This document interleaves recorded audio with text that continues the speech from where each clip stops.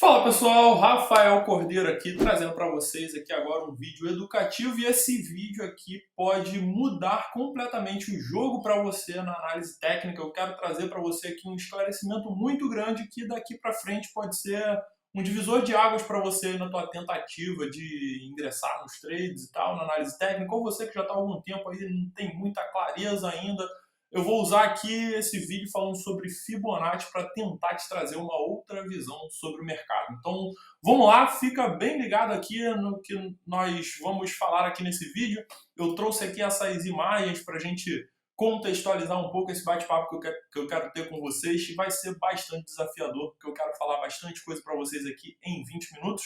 Então, vamos lá, vamos entender primeiramente o contexto, vamos contextualizar Fibonacci. Então vamos lá, Fibonacci era um cara que eu considero talvez aí um dos maiores ou o maior matemático de toda a história, porque ele foi um cara que trouxe alguns conceitos que até hoje são fundamentais, como por exemplo o algarismo indo-arábico. Então esse cara lá em 1200, no século XII, putz, há muito tempo atrás, esse cara ali numas viagens pelos países árabes e tudo mais, ele conheceu os algarismos indo-arábicos, que traduzindo aqui para a gente hoje é o que resulta no 1, 2, 0, 1, 2, 3 até o 9. E aí as coisas que Fibonacci aprendeu lá nas viagens que ele fez nos países árabes ajudou muito aquela galera ali da Europa, pessoal da Itália. E tem um detalhe aí, o Fibonacci não era italiano, ele nasceu na Argélia, e o nome dele aí também, vocês sabem que não é Fibonacci, é Leonardo de Pisa, mas Fibonacci é porque ele era filho do Bonatti. E Bonatti era um comerciante muito importante lá na época, e o Fibonacci foi estudar lá com os árabes e ele aprendeu muitas coisas relacionadas à matemática para ajudar lá no comércio da época e tal, que estava muito crescente. E quando ele trouxe os algarismos indo-arábicos, ajudou muito a galera ali a entender as formas numerárias ali dos negócios que eles faziam e tal. E isso também resultou em cálculos maiores, em cálculos mais elaborados. Por quê? Com 0 até o 9, conseguia-se calcular tudo, como, por exemplo, o número 1, 2, 3, 4, não era só mais 1, 2, 3, 4, já era 1234. Então, essa noção numérica, quem trouxe aí para o mundo, quem difundiu isso no mundo, na realidade, foi Fibonacci, coisa que ele aprendeu lá com os árabes, com aquela matemática algébrica e tudo mais, mas tudo isso também Fibonacci foi trazendo para a geometria. Então, toda essa ideia numérica de cálculos e que veio a ser depois a sequência de Fibonacci foi algo que ele foi descobrindo, conjugando essa noção numérica algébrica com a geometria, e aí ele viajou na maionese e descobriu um monte de coisa que até hoje aí para nós são coisas fundamentais para a difusão de todas as linhas aí da matemática. Então, veja, primeira coisa, a sequência de Fibonacci, aí, os números de Fibonacci, na realidade, Fibonacci não chegou até o ponto de descobrir aquela proporção áurea. Então, vamos lá, esse aqui, a primeira imagem aqui é do Fibonacci, que é o cara que trouxe os números aí para a galera, e ele não chegou até o ponto da proporção áurea, que vamos lá, vamos entender aqui então. Veja, eu tenho aqui 1 mais 1 é 2. E aí, 2 mais 1 é 3. 3 mais 2 é 5. 5 mais 3, 8. E por aí vai. Então, você somando um número após o outro, se tem um resultado. Então, somando o resultado com o número anterior, se tem um novo resultado. Somando o resultado com o número anterior, você tem um novo resultado, que somando com o número anterior, novo resultado e por aí vai. Então, temos essa sequência de números, que é a sequência de Fibonacci. E o grande lance desse número, dessa proporção áurea, que é o número de Φ, ele se dá pela divisão entre um número com o seu número posterior. Então, a divisão desses números, de toda essa proporção que vai até o infinito, resulta em 0,618. Então, algo em torno aí de 0,618. Então, toda a proporção da cadeia de Fibonacci, que é nada mais é do que uma proporção geométrica que segue até o infinito, como se está mostrando aqui. Isso pode ser visto também pela espiral de Fibonacci. Veja que a espiral de Fibonacci toca sempre nessas mesmas regiões desse quadrado. Então, esse toque nessas regiões aqui desses quadrados é o resultado da proporção áurea. Então, isso aqui é 0,618, aqui também é 0,618, aqui também é a mesma coisa. Então, todas as interseções que essa espiral do Fibonacci toca é o número da proporção áurea, 0,618. E isso, quem explorou essa linha aí de Fibonacci foi esse cara aqui, chamado Edward Lucas. Foi ele que chegou até o ponto de entender a proporção áurea, ele que chegou em toda essa viagem maluca aqui, que Fibonacci aí desenvolveu, que ele descobriu, que ele chegou. Então, no livro que Fibonacci escreveu há 600 anos antes aqui do Edward Lucas, ele deu um exemplo. Então, essa é mais uma quebra de paradigma para vocês, tá? Ele deu um exemplo da criação de coelhos, onde, quando ele tem 2 coelhos, ele tem 0 coelhos. Quando ele põe 2 coelhos, 1 mais 1 é 2. Então, quando ele tem 2 coelhos mais 1 é 3. Então, ele fez esse exemplo da projeção da sequência numérica, que ele entendeu ser uma sequência numérica que leva até o infinito. Isso daí resulta depois na proporção áurea. Ele usou um exemplo da reprodução de coelhos para explicar tudo isso que estava na cabeça dele. Então esse cara aqui, o Edward Lucas, pegou essa ideia aí que ele explicou usando a reprodução de coelhos. Então ele não descobriu a sequência de Fibonacci vendo os coelhos que ele criava. Então essa é a maior viagem que a galera fala. Ele só deu um exemplo da reprodução de coelhos. Então esse cara aqui pegou esse exemplo e começou a destrinchar isso daí. Ele chegou em toda essa maluquice, toda essa descoberta aí, que até hoje é muito intrigante para a maioria das pessoas no mundo, porque são números que realmente batem muito curiosamente com muitas coisas na natureza. Então, muitas coisas na natureza combinam com essa proporção áurea. Até é muito dito que essa é a proporção da beleza. Então, quando as coisas se encaixam na proporção de 0,618, significa que aí temos coisas belas e muitas outras coisas curiosas também, como a distância do dedo, o nariz, a orelha. Tem a concha lá que segue a espiral de Fibonacci, a flor do girassol, enfim. Um monte de coisa no mundo bate aí com essa ideia da proporção aí da sequência de Fibonacci. Isso é realmente muito interessante, muito legal. Mas aí tudo isso está dentro do entendimento que nós podemos ter de uma lógica chamada lógica de fractais, que depois lá na frente esse cara aqui chamado Elliott veio a explorar. Só que aqui nós já estamos falando de mercado financeiro, então eu quero conectar para você toda essa lógica matemática de Fibonacci no mercado financeiro. Então por isso que eu estou contextualizando tudo isso para você. Aqui 600 anos depois de Fibonacci, já estamos em Edward Lucas, e aqui muito mais tempo ainda. Aqui estamos falando aí já do século XIX, muitos anos depois. Esse cara aqui chamado Dow, mais conhecido como Dow, ele entendeu que a variação de preços no mercado financeiro segue uma lógica de tendências. Então ele trouxe para a gente uma visão de tendência primária, tendência secundária, tendência terciária, que são aquela ideia de a tendência secundária está dentro da primária e por aí vai.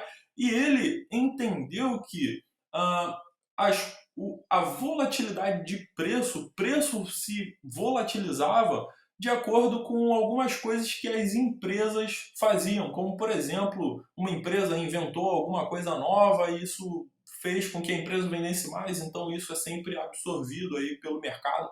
Então, essa é aí, mais ou menos assim, bem por alto, a lógica da teoria de Dow. E a teoria de Dow, lógico, vai muito mais além do que isso, mas a gente só está pincelando aqui porque a teoria de Dow baseou a teoria desse cara aqui chamado Elliott. Esse cara aqui foi muito mais além do que da teoria de Down, apesar de serem pontos de vista diferentes para a mesma coisa. A teoria de Elliott ela é baseada na teoria de Down, então Down é mais antigo, Down foi mais aí raiz do que Elliott, mas Elliott foi muito mais além, ele foi um cara muito brilhante, muito fora da curva, e ele entendeu que a lógica da volatilidade do mercado não estava relacionada somente ao que acontecia nas empresas, porém ao comportamento humano de uma forma geral. Ele entendeu que os preços no mercado eram condizentes com as paixões humanas, com as ideias dos seres humanos, com as intenções de compra, de venda dos seres humanos, todos aí naquela ideia da teoria do caos. Então, Elliott trouxe a ideia da teoria do caos, da multiplicidade humana, para a análise técnica, entendendo que a volatilidade dos preços era inerente a isso, à coletividade, da intencionalidade humana. E muito top, foi muito importante essa lógica dele. E ele entendeu, ele trouxe a lógica dos fractais para dentro aí da análise técnica, e ele entendeu que, seguindo essa lógica de tendência primária, secundária e terciária, haviam muitos mais outros fractais dentro dessa camada de tendências. Então, uma tendência primária, se tinha uma tendência secundária, que num movimento único fazia ali um zigue-zague, onde a gente sempre fala aqui, por exemplo, numa tendência de alta tem um zigue-zague menor aqui do gráfico semanal, e por aí vai, no gráfico diário tem um zigue-zague dentro do semanal, e por aí vai até o gráfico de 5 minutos. Então isso aqui é aquela ideia de fractais de preço, fractais de tendência, e foi esse cara aqui, o Elliott, que trouxe isso daí para o mercado. Enfim, aí Elliott já foi muito mais além, porque esses caras aqui, eles tinham a missão de tentar chegar a alguma teoria que pudesse prever o preço. E aí que eu entendo que mora o problema. Eles queriam todos prever o preço que ia acontecer no futuro. Então eles chegaram em teorias que pudessem prever o preço. Então, Elliott chegou nas ondas de Elliott. Então, ele pegou um estudo passado, pegou um estudo estatístico do mercado e entendeu que o mercado funcionava com ondas que iam entre ondas 1, 2, 3, 4 e 5, depois ondas corretivas A, B e C, e era assim que funcionava a movimentação de preço do mercado. Enfim, isso eu não vejo muito acontecendo tão fielmente assim, mas a ideia que Elliott trouxe de encaixar a teoria do caos, a lógica dos fractais aqui, trazer isso para a volatilidade de preços dentro da teoria de Down na ordem das sequências primária, secundária e terciária, foi um avanço absurdo e incrível. E aonde Fibonacci entra isso, onde a sequência de Fibonacci aqui que o nosso amigo Eduardo Lucas dissecou aí. Não foi Elliott, não foi Elliott, como muitos dizem por aí também, mais uma quebra de paradigmas para você. Não foi Elliott que trouxe aqui a sequência de Fibonacci para dentro da análise técnica, foram outros caras que, ao estudarem a teoria de Elliott, depois que ele chegou nesse conceito, nessa teoria dele, esses outros caras, vários outros analistas que vieram estudiosos depois, pegaram e viram uma certa similaridade com a teoria dos fractais. Então eles entenderam que os fractais tinham muito a ver com a sequência de Fibonacci, onde sempre resulta aí numa proporção comum, que no caso aqui de Fibonacci é a proporção áurea. Então a lógica de Fibonacci, a proporção áurea, tem tudo a ver com a lógica dos fractais. Esses caras estavam absolutamente certos. Porém, tem um pequeno detalhe, e é esse detalhe que faz toda a diferença.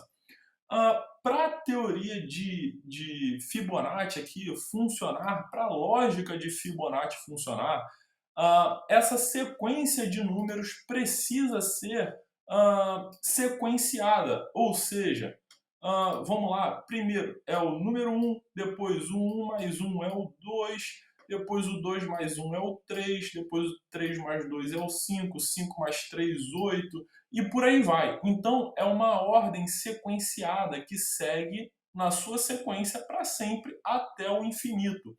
Se em algum momento essa sequência se quebrar, não teremos mais a proporção áurea, que é o 0,618. E é esse ponto que eu quero chegar com você. Para termos a sequência de Fibonacci que nos leva até a proporção áurea, e a proporção áurea vai ter várias variações menores, nós precisamos ter uma sequência inquebrável, uma sequência cristalina de progressão até o infinito. Então, agora nós entendemos aqui que Fibonacci só funciona se ceteris paribus. Então, aqui agora eu estou trazendo uma nova terminologia para você, ceteris paribus. Fibonacci só funciona ceteris paribus. O que quer dizer ceteris paribus? Significa que se todas as coisas se mantiverem em perfeito estado, se mantiverem inalteradas, se mantiverem no status quo, como por exemplo aqui a sequência, se essa sequência se mantiver sequenciada até o infinito, então determinadas coisas como a proporção áurea irá funcionar para sempre até o infinito. Então, se a sequência de Fibonacci seguir ceteris paribus, então sempre teremos a proporção áurea. Porém, no entanto, contudo, todavia, não é isso que vemos acontecer no mercado financeiro, até mesmo baseando a lógica de Elliott, que Elliott entende que a movimentação dos preços no mercado tem a ver, espelha aí o comportamento humano nas suas multiplicidades. É aquela teoria do caos que, no final das contas, nós conseguimos ver uma certa organização no caos. Então, essa organização do caos nem sempre, ou na minoria das vezes, vai tender a estar estruturada seguindo aí a sequência de Fibonacci. O que eu quero dizer é que a movimentação do preço não segue ordenadamente ceteris paribus até o infinito. Ou seja, diante da extrema volatilidade, aleatoriedade da movimentação do preço, não conseguimos encaixar a lógica de Fibonacci para prever qualquer tipo de coisa no preço. Então, sempre que colocamos Fibonacci, ficamos à espera de um toque ali em 0,618 ou 0,2, 0,3, enfim. Essas variações já é uma invenção que veio depois aí. O mercado não respeita esse tipo de coisa, o mercado não segue ceteris paribus do mesmo jeito, seguindo, progredindo numa proporção perfeita. E eu vou te mostrar isso aqui agora na prática para você entender que você não precisa perder tempo com isso aqui. Então vamos lá, vamos seguir aqui. Primeiro, que também tem várias formas aí, várias pessoas ensinam de forma diferente você usar Fibonacci. Eu vou numa aqui clássica, depois eu vou tentar progredir para uma outra forma. Então, uma das lógicas aqui, uma das coisas que todos falam para você fazer é puxar Fibonacci do fundo ao topo e depois você terá uma retração até ou 0,2 ou 0,3 ou 0,618. O que é 0,3? Aí já é uma invenção que já sai fora da sequência de Fibonacci. Por quê? 0,3 é o resultado da proporção quando você soma um número da sequência com dois números depois. Então isso já não é mais bem a lógica de Fibonacci. E 0,2 é quando você soma um número e mais três números depois da sequência de Fibonacci. Então vai resultar essa proporção de 0,2, 0,3, 0,61. Então a proporção áurea diz que o ponto inicial para o ponto posterior existe uma proporção que é a razão áurea. Porém, veja, o preço no retorno ele não respeitou nem 0,2, nem 0,3, nem 0,618. Então, ok, então já uma tentativa frustrada. Vamos a outra aqui. Vamos puxar daqui, vamos lá, vamos puxar daqui até o topo. Então vamos até esse topo. Veja, furamos 0,2, não chegamos em 0,3, muito menos em 0,6. Vamos para a próxima, puxar aqui do topo para esse fundo. Então, uau, agora chegamos aqui em 0,3 e tocou perfeito em 0,3 e progrediu. Aí vamos lá, o que diz um estudo? Foi feito um estudo que durou até 2004, se eu não me engano. Foi retirado desse estudo um longo período de tempo, um longo período estatístico, para ver se, estatisticamente, com a volatilidade de todos os mercados, se as tendências seguiam de alguma forma minimamente a proporção áurea, e o resultado é que Às vezes que o preço retraiu até a proporção áurea de alguma das formas foi meramente a favor do acaso, não tem nenhuma lógica. E aí, curtiu a análise? Então conheça o Notificações Lucrativas. Lá você vai receber no seu celular notificações te guiando para entrar em trade junto comigo aqui em tempo real. E ele vai com um manual completo para você saber o passo a passo certinho de como executar cada operação da forma correta, além também de conhecer as bases do conhecimento que fundamentam todas as nossas análises aqui, para quem sabe você mesmo começar a fazer aí as suas próprias análises.